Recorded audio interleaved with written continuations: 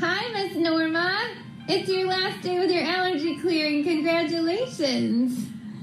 So tell me, what has this whole allergy clearing experience been like? What have you noticed? It's been amazing because I was doing the sublingual immunotherapy with ear, nose, and throat doctor, and I just kept feeling worse and worse and worse. So after a year of that, I decided to try the allergy desensitization here, and the progress has been amazing.